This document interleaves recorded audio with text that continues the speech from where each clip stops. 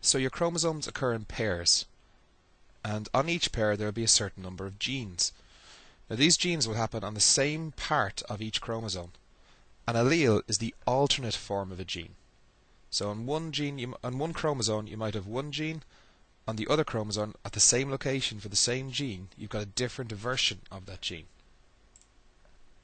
These alleles generally occur in pairs. You'll get one from your mum and one from your dad, but usually only one gene will be expressed. We often use letters to identify them. For example, a capital B might represent brown eyes, or the allele for brown eyes, whereas a small letter b might represent blue eyes. Now whether the letter is uppercase or lowercase does matter, but we'll be getting into that later on.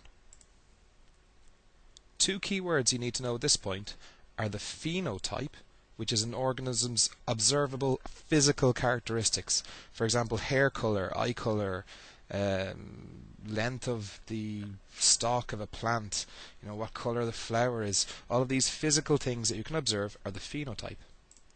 Whereas the genotype is all the genetic information inside the nucleus of that organism's cells, including the instructions to make that organism, but also including the alternate version that might not get used depending if it's a recessive allele. Often one allele will be dominant to the other, which will mean that if it's present it will be expressed. The other one is called a recessive allele. Here's an example. This is Arnold Schwarzenegger. He likes kittens. I like kittens. This is some weed. He likes puppies. Yeah, puppies have a lot to be said to them, yeah. I like kittens. I kind of like puppies myself. Puppies, I think they're underrated. I like puppies. I like puppies. I said kittens! Kittens! Kittens! Kittens! Okay. Kittens are fine. Kittens are fine. Kittens are fine. In this case, the weakling was dominated by Arnold. Now, to be fair, he's Arnold Schwarzenegger. He's going to dominate anything. He's a beast. I don't know why, but he's chosen to dominate these old ladies. Of course, there's not always this conflict between a dominant and a recessive allele. For example, if you've got two recessive alleles that both, like in this example that we're using, puppies, you're going to have puppies from one allele, puppies from the other one. Whichever way you look at it, you're going to have a load of puppies. Likewise, if you've got two dominant alleles, like Arnold wants kittens, and Arnold wants kittens, they're both dominant, you're going to, either way around, you're going to have kittens. Lots of kittens. One more piece of language we've got to get to grips with is the difference between hetero and homo. Homo is Latin for the same. For example, somebody who's homosexual desires somebody of the same sex. Whereas hetero means different. Somebody who's heterosexual desires somebody of the opposite sex. Here are two examples of these words in context. This stew on the left is a heterogeneous.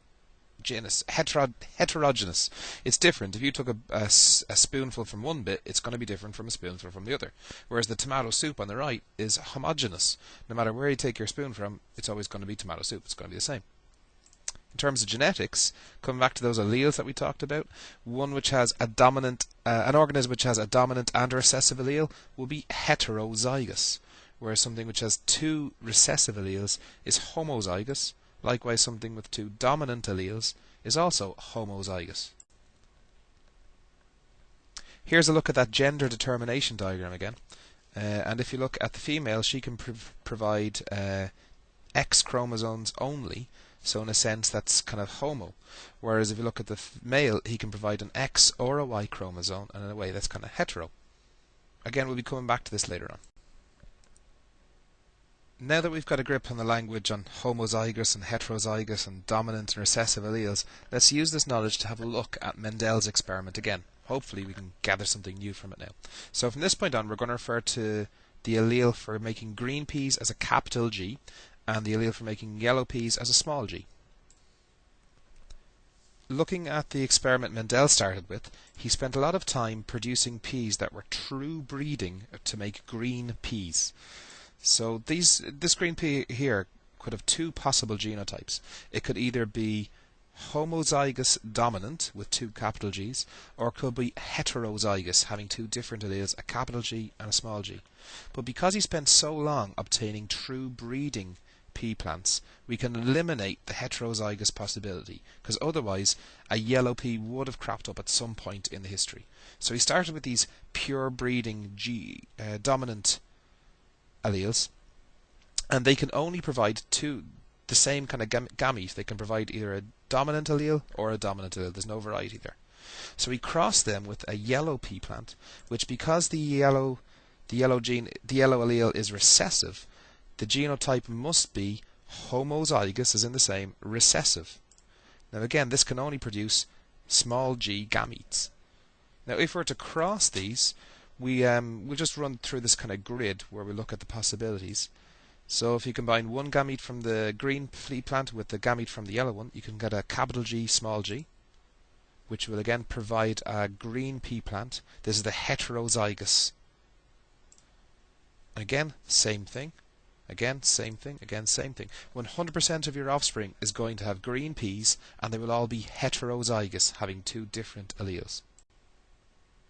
Right, if you feel a little bit lost, just big yourself up. Look at the language of what we've just done. You've just successfully performed a genetic cross between a homozygous dominant parent and a homozygous recessive parent, and determined the phenotype and genotype of the offspring, specifically as heterozygous. So fair play. Now what Mendel did next was he took the offspring from his first genetic cross, the first generation of offspring, and if you remember, they were heterozygous, so they had both a dominant allele and a recessive allele, and he self-fertilized them. So basically, he made them reproduce with themselves. So again, this pea plant can provide either a recessive allele, a small g, or a dominant allele, a capital G. And again, because it's been crossed with itself, it can provide a dominant allele or a recessive allele.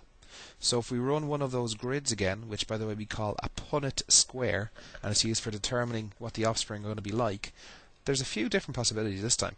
You could have a homozygous dominant, which is going to produce green peas. You could have the heterozygous condition, which again is going to produce green peas. You could have another heterozygous pea, which is going to produce green peas. But if you combine the recessive allele from one gamete with the recessive allele from the other, you can actually end up with one yellow pea plant out of 4. Now, if you look at that ratio of green to yellow as 3:1,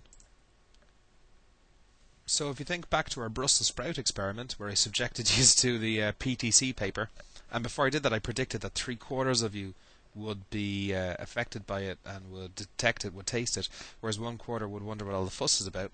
This 3:1 ratio, this 3/4 thing, keeps coming back. The maths is quite important here. You just ran a cross between two heterozygous individuals, and you can actually call this type of cross a monohybrid cross. A hybrid is where you've got a combination of two things because it's heterozygous. The mono bit comes because we're only talking about one particular gene here. We're only talking about one thing. So this is a monohybrid cross. We're going to have a look at one final one of these P crosses, just while we're familiar with the alleles. And that is, we're going to cross the heterozygous condition with two different alleles with the recessive condition with again two small g's. So the heterozygous individual can produce a dominant allele or a recessive allele, whereas the recessive individual can only provide recessive alleles. So if we ran a Punnett square on this, you'll find that there are only two possible genotypes and two possible phenotypes. You'll either end up with the heterozygous condition again or the recessive condition again. But if you look, it's a 50-50 chance, half and half. And now, finally, this is why I've been producing this diagram all along of the gender determination. If we were to look at the results of our heterozygous crossed with our homozygous recessive, if we look at the results of those cross alongside the gender determination diagram, we can possibly start to see the link. For example, if you think of the female as being homozygous recessive because she can only produce one type of allele, these alleles will be the X chromosome. And if you think of the male as being in a way heterozygous because he can produce either an X or a Y gamete, just like the heterozygous pea plants can produce either a green dominant allele or a recessive yellow allele. And the results for both are a 50-50 chance of either being homozygous recessive, just like having two X chromosomes, or being heterozygous, just like having an X and a Y chromosome. So again, that 50-50 split. we're going to have a look at a couple of human genetic disorders. And now, don't get too intimidated, because the genetics for what we're about to do is exactly the same. They work exactly the same way as the crosses we just had a look at. A dominant allele will always win over a recessive one and be expressed, whereas recessive alleles can sometimes be hidden in a generation and reappear later on. So the first example we're going to have a look at is polydactyly. Now, from the Latin, poly means many and dactyl means fingers. So if you've got polydactyly, it means that you've got more than the set number of toes or fingers. Now, polydactyly is a dominant allele disorder, which means that if you have the allele for polydactyly, you're going to end up expressing it. You'll have the phenotype for it. For example, here the father has polydactyly. He's got one dominant polydactyly allele, so he's heterozygous, and he can provide either a capital P, a dominant allele providing polydactyly, or a small recessive allele, which will not give you that polydactyly. In this case, the mum does not have polydactyly, so she can only provide recessive alleles, which would leave you which would not pass on polydactyly. So if we ran a Punnett square of these possibilities, there are two. You can either end up with one copy of the dominant allele, which will give you polydactyly, or you will remain unaffected and you will not pass the allele on to the next generation. So in this case, you'll know about polydactyly because you'll have it. It's a dominant allele. Changing it slightly, let's have a look and see, again, the same phenotype. The father has polydactyly, the mother doesn't, but this time the father is homozygous for polydactyly, so he's homozygous dominant. So he can only provide capital P's, he can only provide dominant alleles, and again, the mum can only provide recessive alleles. In this case, whatever way you look at it, that kid's going to have a lot of toes. More toes than you can shake a fist at, unless you got polydactyly. So while polydactyly was caused by a dominant allele, our next example, cystic fibrosis, is caused by a recessive allele. Now, cystic fibrosis is a disorder where your body produces too much mucus, and this can seriously affect the way you breathe and the functioning of your internal organs. It's a pretty serious disorder. So here again we've got a set of parents, a mother and a father. In this case, the father is homozygous dominant. And remember, because cystic fibrosis is a recessive allele, he won't be affected by it. He doesn't carry the allele. He can only provide dominant alleles as well, ones that will not express cystic fibrosis. Now, the mum, on the other hand, is a little different. She herself does not have cystic fibrosis because her dominant non-cystic fibrosis allele will win and will mean that she doesn't have the symptoms. However, it does mean she can pass it on to her children. And if you look, she can provide either a dominant allele or a recessive allele. So if we were to run a Punnett square based on that, we'll find that there are two possible phenotypes. You can either end up with homozygous dominant, which will have no trace of the allele whatsoever, or you can end up with another generation of carriers where the children here will carry the gene for cystic fibrosis but will not be affected by it. The problem arises when two individuals who are both heterozygous for cystic fibrosis, or indeed homozygous dominant, reproduce. It's possible to have children which have the symptoms. For example, here we've got a cross between two heterozygous individuals, and we've got three separate genotypes. You've got the dominant homozygous condition, you've got the recessive homozygous condition, and you've also got the heterozygous condition.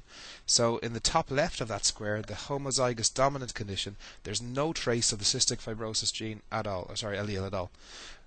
The bottom right, the recessive homozygous, that child will have the symptoms of cystic fibrosis.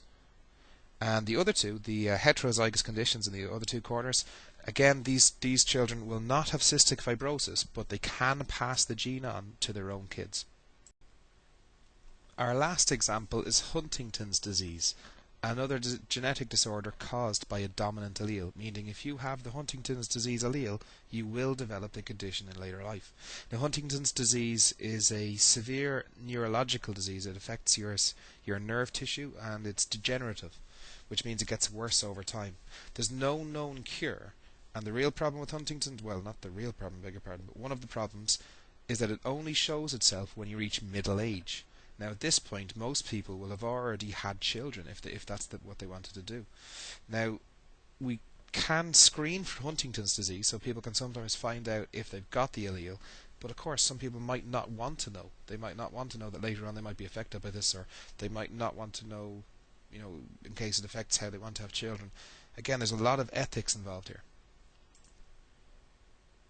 Wow, not only was that quite a long video and quite tough intellectually, it also got a little demanding emotionally there towards the end. So here's a picture of a little puppy and a little kid looking out a window. And I don't know if you could tell which one's which. The tail's probably a bit of a giveaway. Anyway, well done again.